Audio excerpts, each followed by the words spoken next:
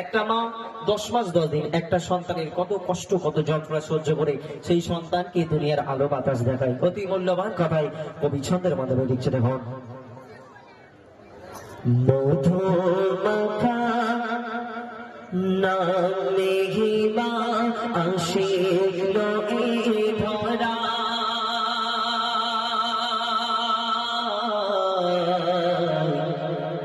মা জননী হাসলে পরে আল্লাহর রস খুশি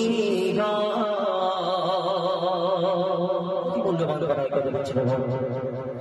মধু মাখা মেঘিমা আসিল এই ধরা, জননী হাসলে পরে আল্লাহর রস খুশি গায়। মধু মাখা মেঘিমা আসিল এই ধরা, জননী হাসলে পরে আল্লাহর রস খুশি গায়।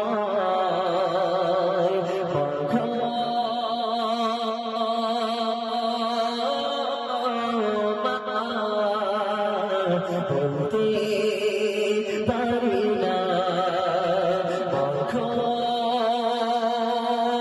সোনা, বলতে পারি না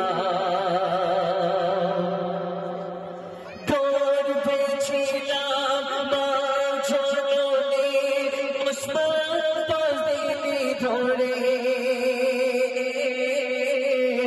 সেরা ছিল মাগো বর্ষারাতে কত কষ্ট সয়ে,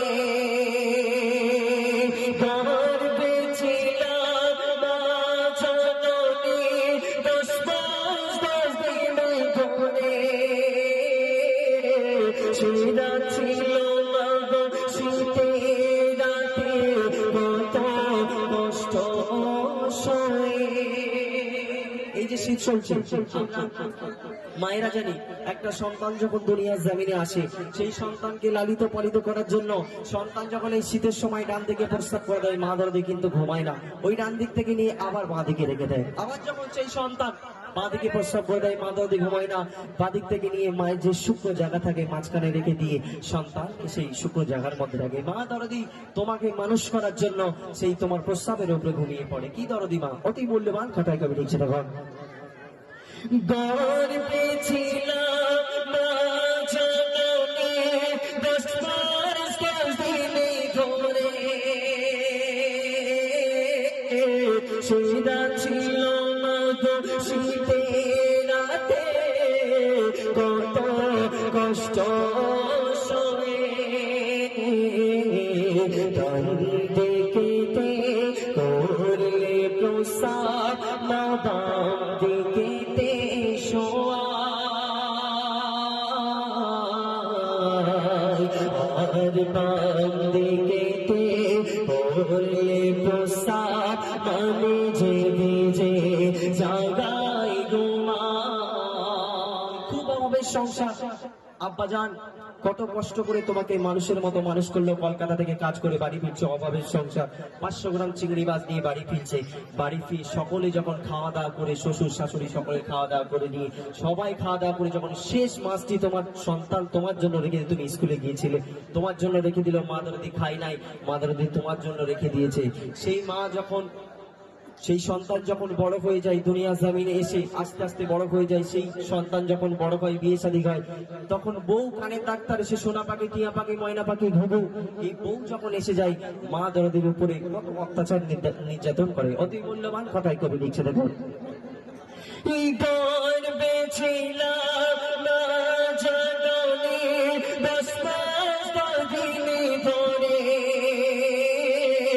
সেরা ছিল মাগো শীতের রাতে কত কষ্ট সয়ে, ডান দিকেতে করলে প্রসাদ বাম দিকেতে শোয়া,